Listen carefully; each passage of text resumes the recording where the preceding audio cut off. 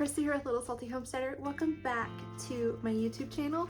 Today I am cold stratifying some medicinal and culinary herbs for my 2025 spring and summer garden. So my plan for these herbs is actually to go into one of my Greenstalks.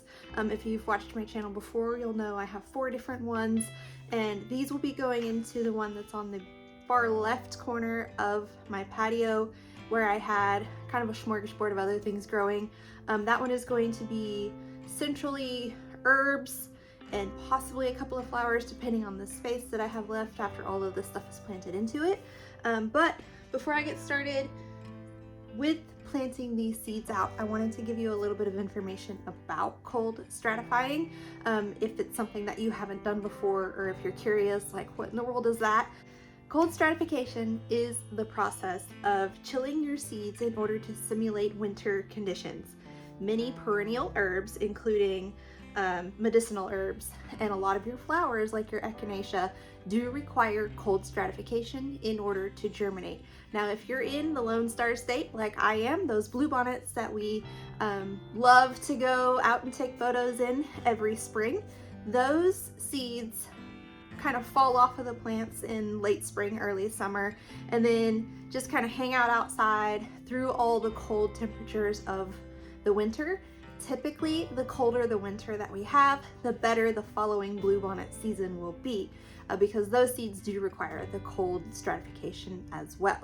So, and then of course, gardeners who grow garlic down here in the South, we will often chill our seed garlic bulbs in the refrigerator for like 40 days before we plant it out into our garden, to kind of as a just in case if our winters aren't super cold, because the more cold temperatures that those garlic bulbs receive, the bigger your head of garlic is going to be. Of course, that also depends upon, are you fertilizing it enough? Is your soil healthy and all of that stuff? But the colder temperatures those bulbs are exposed to, the better your harvest typically is. The same thing goes with your perennial herbs and flowers that require the cold stratification.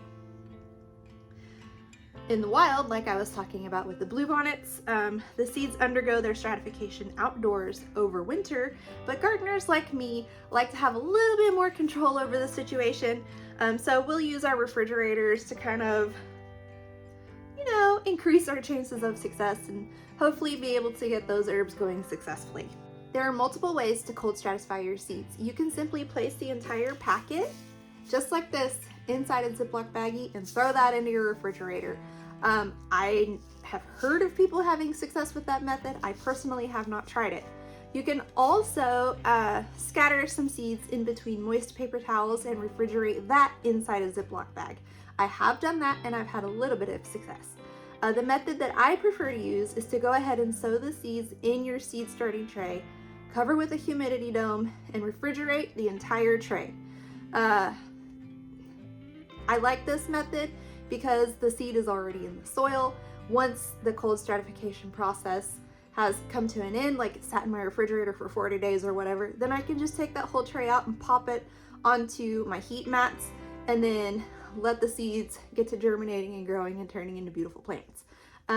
With other methods, you still have to plant the seed later. So this is kind of a time saver step for me, and it's something that I've actually had more success with growing plants to fruition with.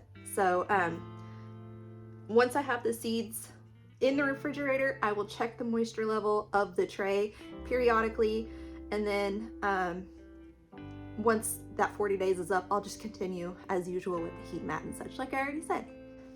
Some of the herbs I'll be cold stratifying include lemon balm, lemon bee balm, broadleaf plantain, catnip, clary sage, anise hyssop, lavender, yarrow, chamomile, and marshmallow. This is not an all-inclusive list of everything that needs to be cold stratifying, and it's not even an all-inclusive list of everything that I am cold stratifying. So if you are curious if your herbs need to be cold stratified, just do a quick Google search, and stratification periods range anywhere from 2 weeks to 6 weeks. However, 4 weeks is about the average on most of the seed packets that I have seen. Researching your seed's specific needs will ensure the most success for your garden. Of course. All right, a little bit of information about these trays, because I told you, go ahead and plant an entire seed tray and put the whole thing in your fridge. A lot of people don't really have a whole ton of room in their fridge for one of these giant trays like this.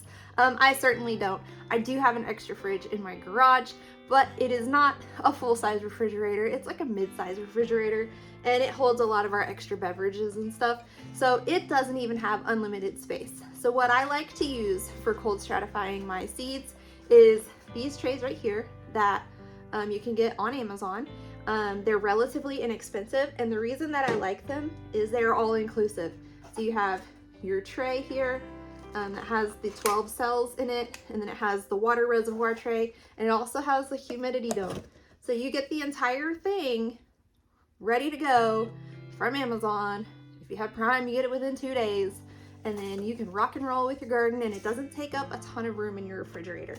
Now, I don't really like these for other seed starting needs because they're not as robust as some of my other trays. I do have some right there, but I do like them for the cold stratification stuff. So that is what I'm using. I am also using Fox Farms Ocean Forest potting soil. You can use any seed starting mix or potting soil that you prefer to use with your other seed starting. I love the Ocean Forest. It has done really well for me, and I have had a lot of success with it, so I'm going to use it until I no longer have success with it. I can get it at my local HEB for substantially less expensive than other local nurseries or even online retailers. So if you have an HEB local to you, or just check around for the prices, because the HEB is half the price of other places. So shop around on the price, use your favorite potting soil, and then basically just plant the seeds. So I'm going to go ahead and get started. I'm going to flip the camera around, that way you guys can see this process, and then we'll get this put into the refrigerator, and then we just wait. All right, you can see here I have 2 different trays that I'm going to be starting seeds with, and I have some seeds that I'm going to be planting 2 cells of, and then there's some that I'm only going to be planting 1 cell of. So a total of 24 cells will be planted out today. You can read all the labels to see what all I'm getting started. And then this is my little dibber here. I finally found it after it was missing for like a year. It was in the greenhouse. This is what I like to use in order to sort of poke the soil to the proper depth. Now, some of these are going to be surface sown, like the chamomile, because it is really, really tiny. And then the rest of them will, I'll use that dibber. All right. So first things first is going to be the German chamomile. All right, so there's the chamomile there. Now, I did grow chamomile last year, and Lily and I both really loved going out and harvesting the little flower heads. I like to use them for tea, so I'm gonna plant a little bit extra this year so that we can have even more. And it smells like apples, so it's kind of a delightful smell whenever you're out there harvesting things. Now, the chamomile doesn't really like the heat of the summer. I think I was harvesting flowers until about mid-June, and then it started to taper off. But that is definitely an easy to grow one to have in your garden that brings a little bit of joy and cuteness. The next one is spotted bee balm, and I can't remember if I've grown this before or not, so we'll see. We'll see how that goes. So this one is only going to be in 1 cell here. Okay, these are also very, very tiny. So I'm just going to surface sow these, and then I'll press them into the soil. I also need to press in those German chamomile, so press that in.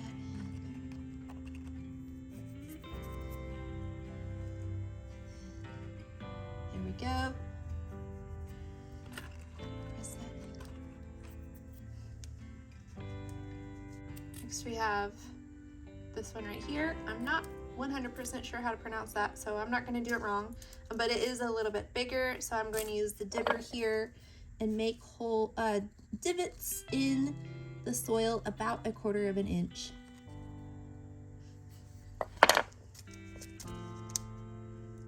And I am doing like a few seeds per cell just to ensure that I do get something germinated from all of this.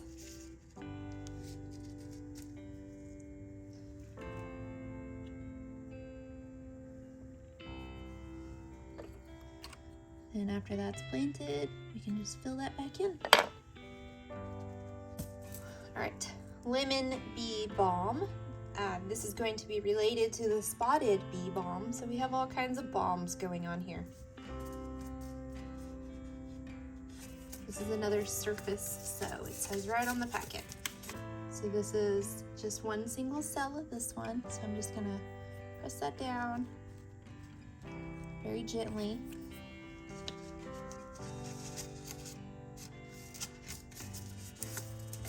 All right, then we have lavender.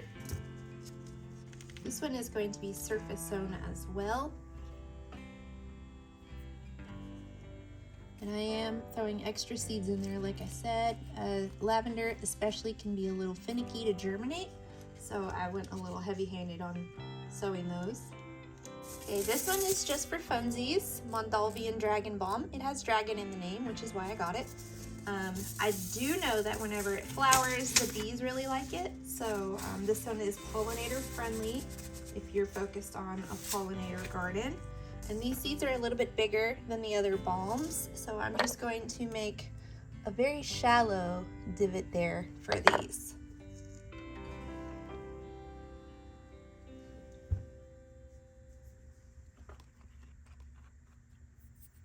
All right, there we go. The next one is broadleaf plantain. This is a medicinal that is useful for many different things. I need to relook it back up to remember what it is exactly useful for. But the funny thing about the broadleaf plantain is I had one like volunteer in my raised bed garden in one of the tomato beds, but I didn't want it there, so I ended up pulling it up. So now I'm intentionally growing it. All right, so these are a little bit bigger as well, which is why I made the little divot. And I'm just gonna throw a few seeds in there and just very shallowly cover that up. And next we have catnip. This is a medicinal that is useful for humans. I know it, also kind of acts as something fun for cats. I am not sure if it's going to draw wild cats into my garden or not. Part of me is kind of thinking probably not, because we have big scary dog Hori out there patrolling a lot during the day. But part of me is also hopeful to kind of help deter rodents, because yeah, nobody wants rodents. Okay, so the next one is going to be clary sage here. This one was received in a seed swap, so and the seeds are quite large, so I made a pretty large divot there, and I'm going to put a few in there because I got these quite a while ago. So we have like 4 there. I don't know if like there's smaller seeds on the inside or not, so I'm just, there we go. We're all learning together today. How about that? All right, next up we have white yarrow. So let's see what the size of these seeds are. I think that they're surface sown, if I remember from planting yarrow before. Typically these won't flower until the 2nd year, so I'll have to do my best to keep them alive. Okay, yes, these are pretty dang small, so I'm just gonna sprinkle them across the top and then press them in. A lot of these medicinal seeds are surface sown. Next is lemon balm. This is in the mint family, so you definitely want to make sure you have it in a container where you can kind of contain it. However, it does make a wonderful tea. It helps with gut health, or they say it helps with gut health, and it also helps with stress levels. So this is a good one to have in your garden, even though it can go a little wild if you don't keep it in a container. My husband drinks a lemon balm tea almost every day, so definitely worth having.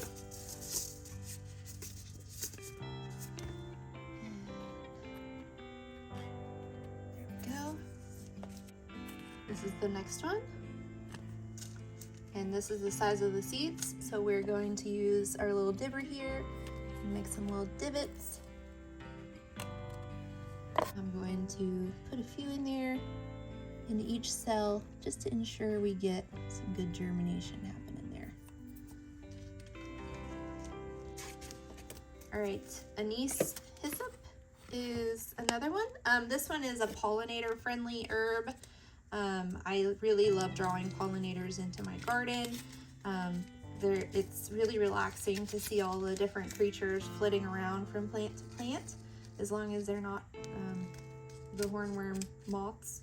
And these are very tiny, so I'm just going to surface sow and press along the top. No, I'm just joking. I don't mind the hornworm moths. I understand they're important nocturnal pollinators. Now, if you don't have a specific place for a medicinal garden in mind, you can interplant most of these things within your garden itself.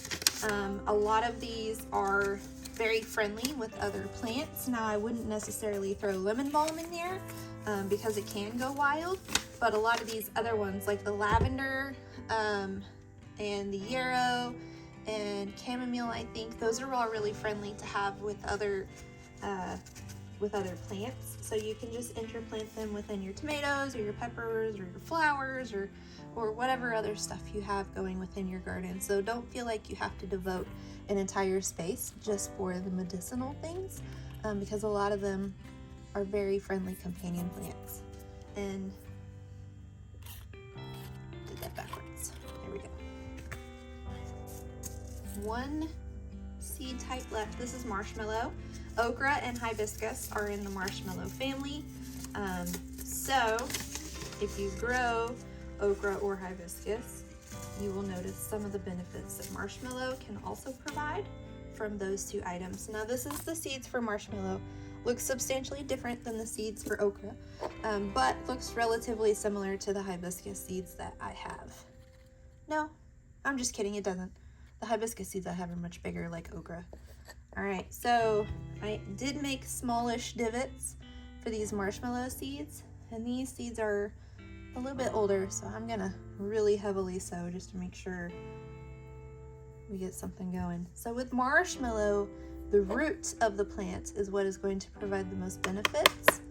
I don't remember all of the benefits from all of these, so I'm not going to tell you the medicinal information for them, but from what I remember reading, the marshmallow root is what is used for medicinal purposes. Everything else is going to be the leaves or the flowers. Everything that I have here, not all other medicinal things. But that's it. We just sowed 24 seeds in 15 minutes. That's pretty good. Or 24 cells. So then we just put the humidity domes on, and you want to make sure it's completely closed so that the trays retain their moisture while they're in your refrigerator, because you know your refrigerator can definitely have a tendency to dry things out. So I'm gonna go put these in the fridge and I'll be right back. All right, these are in the refrigerator here. I am going to pull them out either early March or mid-March, just depending on time schedules and all of those things, and then they will go onto the heat mat just like they are right there. Alright, but that's it for this video, cold stratifying your perennial medicinal herb and flower seeds. If you found this video useful and you want to see more seed starting content, please like, subscribe, and comment, and do all those different YouTube things. The next video in this seed starting series is actually going to be tomatoes, and I am starting a ton this year, so make sure that you tune in to the next video to see everything that I'm going to be starting then. All right, but that's all I have for you. Thank you guys so much for watching, and until next time, go find a way to get those garden manicures. Bye.